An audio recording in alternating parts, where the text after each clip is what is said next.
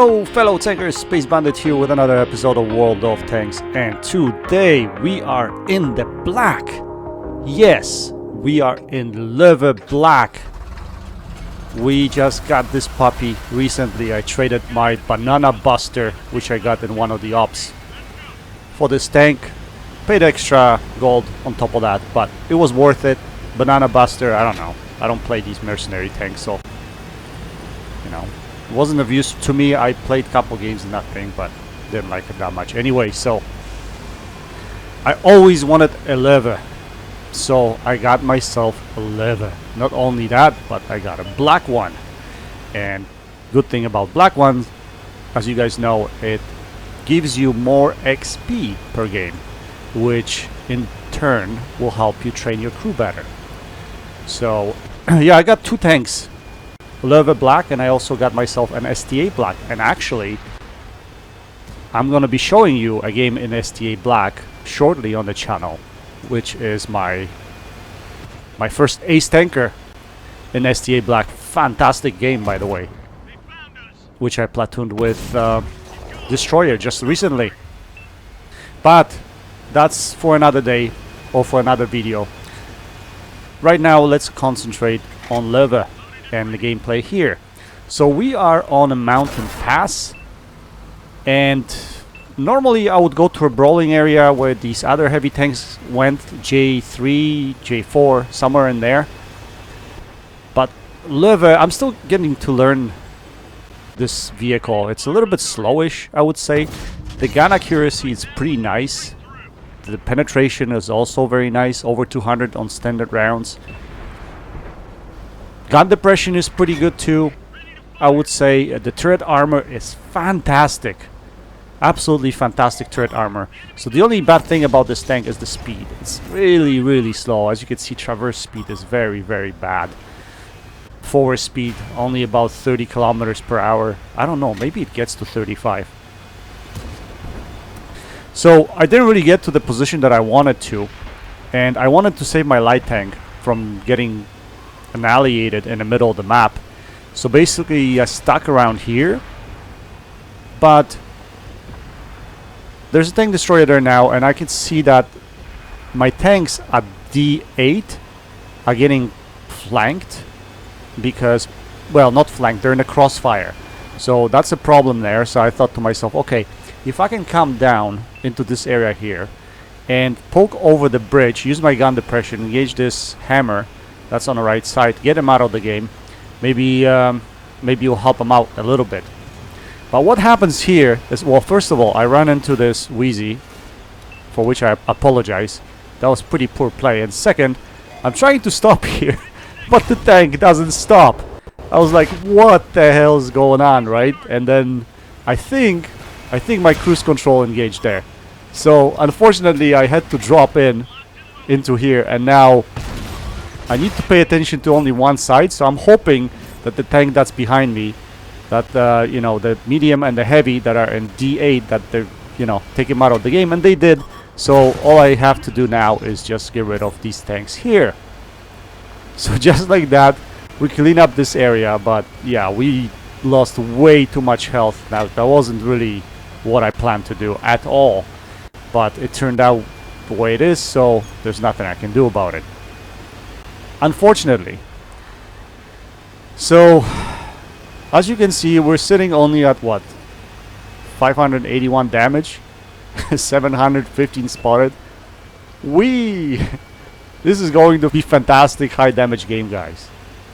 No, it's not going to be a fantastic high damage game, but it's still going to be fun.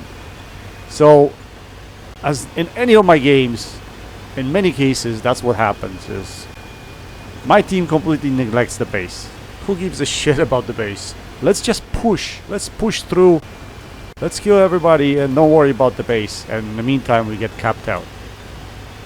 So if you guys remember my increase your win rate videos in the past, there was one video there where I was actually coming back and defending the base in my M103. I always do that. I don't know why I always do that to myself, but someone's got to do it, and unfortunately, for the most part, it is me. Now, in this case, I didn't think I can make it back because it looks like there are 2 tanks capping at the moment. And Lowe is so slow. As you can see, I'm barely hitting 30 kilometers. I'm not even hitting 30 kilometers an hour.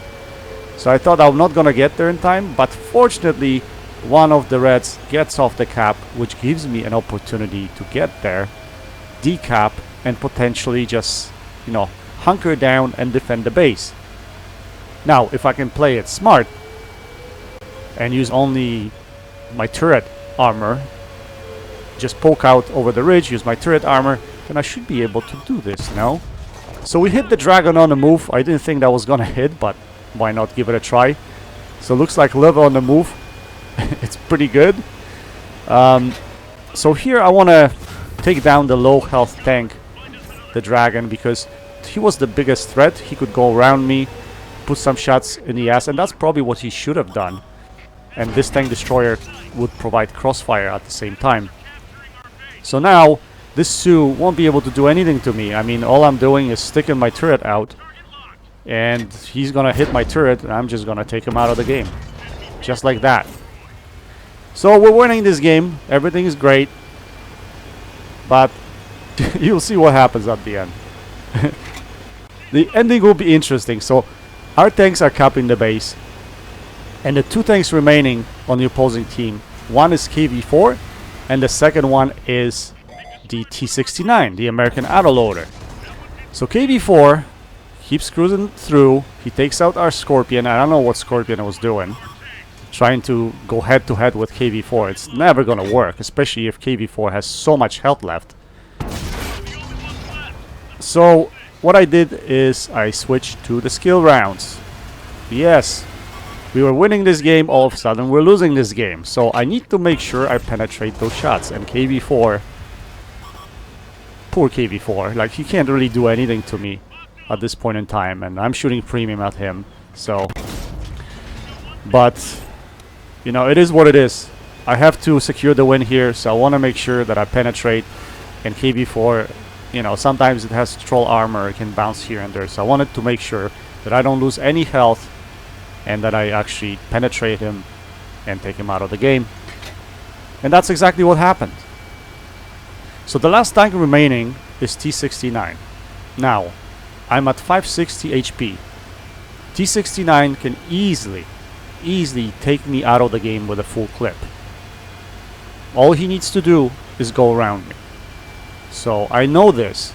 That's why I'm not going anywhere with this tank, except I'm taking a very defensive position. So this place here is a very nice spot to defend the base and to give T-69 a hard time if he wants to go around me. So what I'm gonna do is first I'm gonna check on the left to see if I see him there. Then I'm gonna come to the right. I'm gonna check on the right to see if I see him there. If I don't see him coming, basically what I'm gonna do is I'm gonna turn around, face the base, and use the rock in front of me for cover.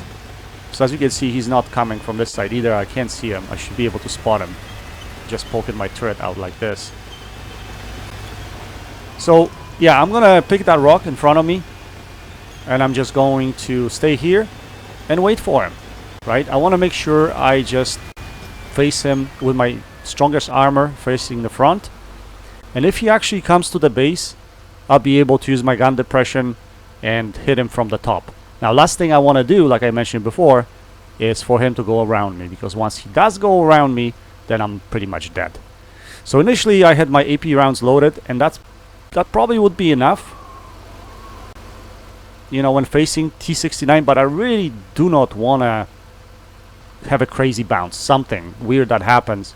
And if I miss a shell, and if he manages to climb up and get around me, that could be, you know, difficult. So here we go. He shows up, he starts capping. So this is exactly what we're gonna do, exactly where we wanted him. We're gonna poke out. We use that little bit of a ridge in front of me, and yeah, he can't really do much. I mean, he could probably see a little bit of my lower plate, or my upper plate rather, but yeah, I think this game is over. Boom, we take him out of the game. 1v1 finish. And at this point I realized, wow, I actually got a Devastator, 7 kills.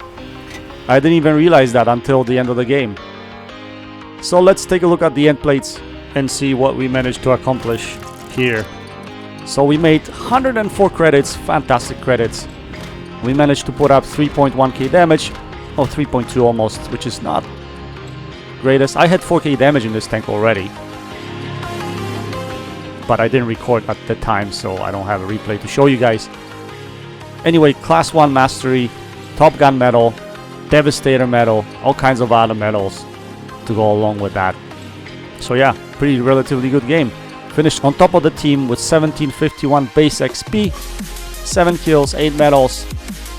We fired 17 shots, we had 16 direct hits and 14 penetrations. So yeah, that's my new level. Anyway guys, I hope you enjoyed this video. If you like this video, hit the like button. If you didn't like it, hit dislike. By the way, I really appreciate your comments on my video from last week with respect to premium rounds. I think we initiated very nice conversation. I got a lot of good feedback from you guys, so I really want to thank you for that. For all the comments, the positive and negative, it don't matter. I just wanted to get your perspective, your take on the whole thing and your opinion. So I really appreciate you guys chiming in on this topic. It's a topic that gets a lot of people really going, if you know what I mean. So yeah, I really appreciate that. Go check out Clone Guy 72 and Garadini. That's it for now. Until next time, happy tanking, Space Bandit checking out.